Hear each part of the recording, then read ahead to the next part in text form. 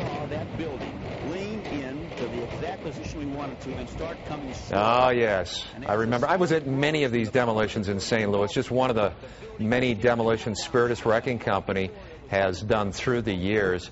And in the process of this, being a wrecking company and having a business, they've encountered some, we'll just call them unsolved mysteries. You've got April Fool's Day coming up on Wednesday, and sometimes life just plays a joke on you and you can't figure it out.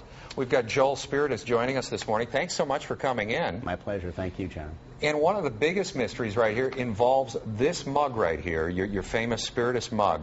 And about 2 weeks ago, I was reminded of this when my son and I were watching Mr. and Mrs. Smith with Angelina Jolie and Brad Pitt. Correct. Tell us about this story. What happened?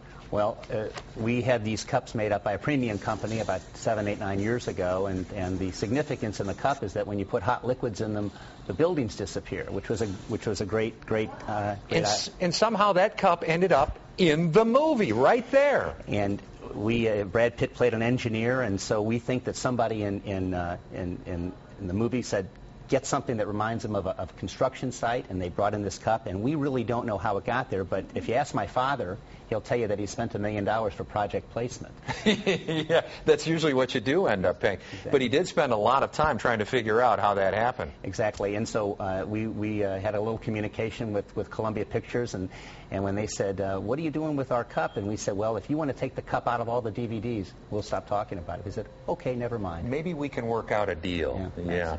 The other big mystery, and this is the one that fascinates me, I believe it was in the late 1980s, in between two buildings that you guys were taking down.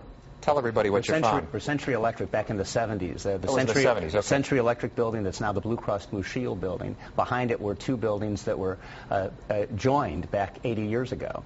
And apparently somebody who had walked between in the sidewalk area had either fallen down or gotten a little bit too drunk.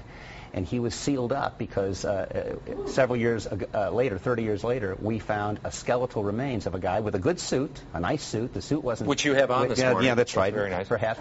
And 3 $100 bills. And it wasn't robbery because the guy still had the money. Well, if anybody's missing somebody from the 1930s, he was found. Joel, some mysteries. April Fool's Day is coming up. I hope something else doesn't happen to you because you got 2 mysteries you have to solve. Thanks for coming in. Thank you, John. Thanks very much. All right.